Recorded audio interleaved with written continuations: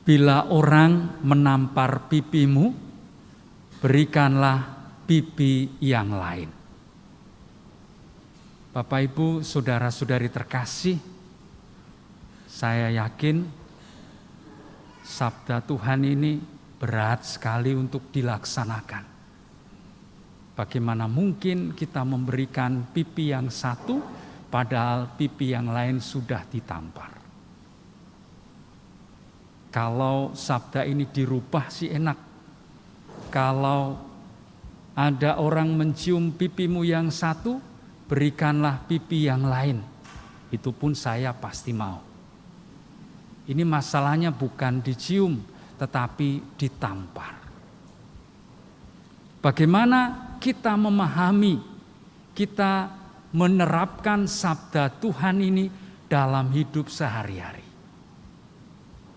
Apakah seorang istri yang mengalami kekerasan dalam rumah tangga menerima begitu saja perlakuan kasar dari suaminya hanya gara-gara alasan cinta kasih?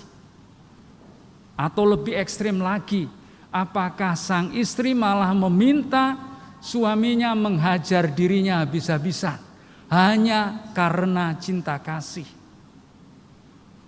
Kalau kita memahami seperti ini, maka kita semua di satu sisi akan hancur lebur.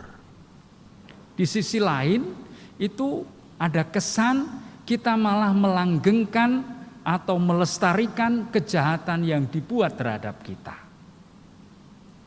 Nah, bagaimana menafsirkannya? Pertama-tama harus disadari bahwa sabda Tuhan tadi tidak boleh ditafsirkan secara harafiah.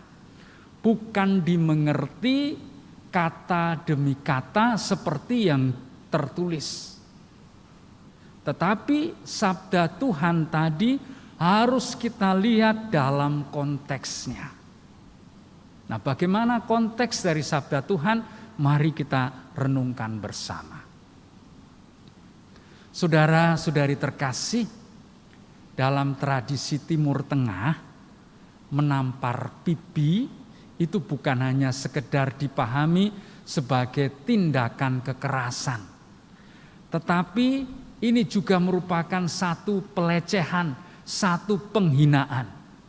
Kalau seseorang ditampar pipinya, itu berarti dia dilecehkan, dia dihinakan di hadapan umum.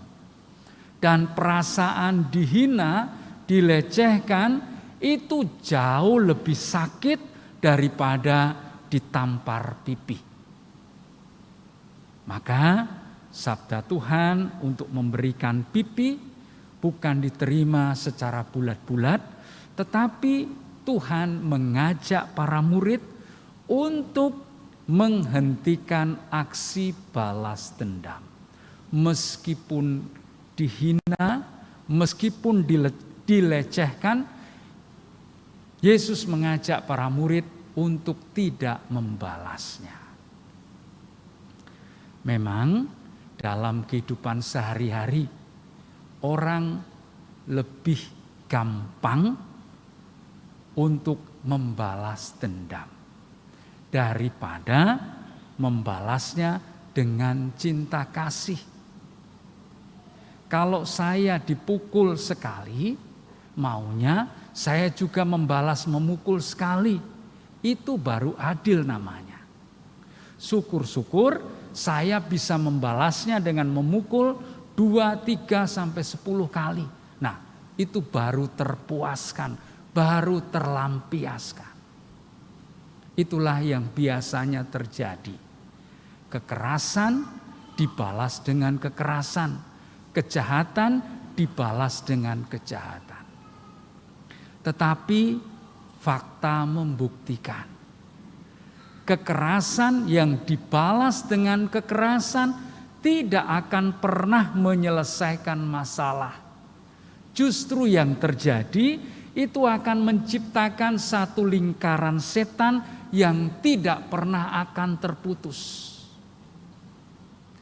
Yesus dalam bacaan Injil hari ini mengajak kita untuk memutus rantai aksi balas dendam, rantai kekerasan dengan tindakan kasih. Karena hanya dengan mengasihi, maka rantai balas dendam itu akan bisa diselesaikan. Satu ajaran yang sangat frontal, tetapi itulah yang terjadi. Permenungan berikutnya. Apakah kalau saya tidak membalas kejahatan dengan kejahatan, itu berarti saya melanggengkan kejahatan itu? Apakah berarti saya tidak boleh memperjuangkan kebenaran? Jawabannya tentu saja tidak.